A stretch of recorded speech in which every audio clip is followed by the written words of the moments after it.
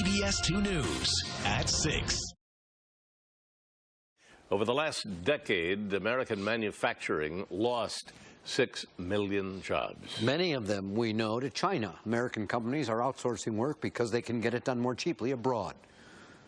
But the tide may be turning, that some of those jobs are coming back. CBS 2's Derek Blakely is in the newsroom. Derek, what can you tell us? Well, Bill and Walter, this trend is still more of a trickle than a flood, but corporations are starting to move jobs from China to the United States. Major corporations like Ford, Caterpillar, NCR, and Otis Elevator.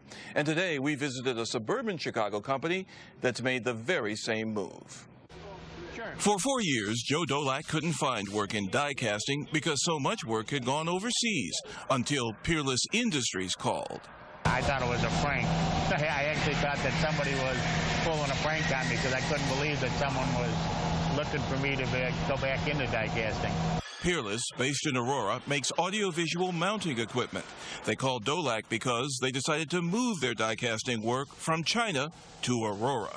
We're starting to see the cost going up in China and labor, and looking at the freight and all the other costs associated with doing business in China, it is becoming more and more attractive to bring work back to the United States.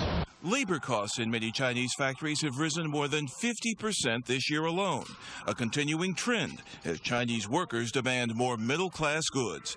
The wage advantage that lured U.S. companies remains, but it's rapidly shrinking.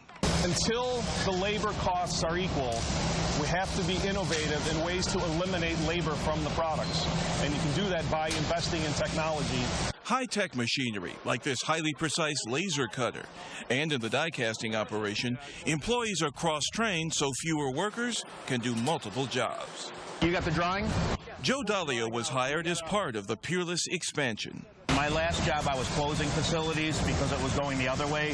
So to come over here and bring the work back in and bring people on board, it's a better experience. Peerless found other problems with manufacturing in China as well. Quality wasn't always up to par. It took 4 to 6 months to simply change a product, and fake versions of their products were being made and sold all over the world. Bill and Walter, those are the kinds of problems that other American manufacturers have been willing to put up with as long as that huge wage advantage was in place. Now that that's diminished, they're having second thoughts. Very important story. Thank you, Derek.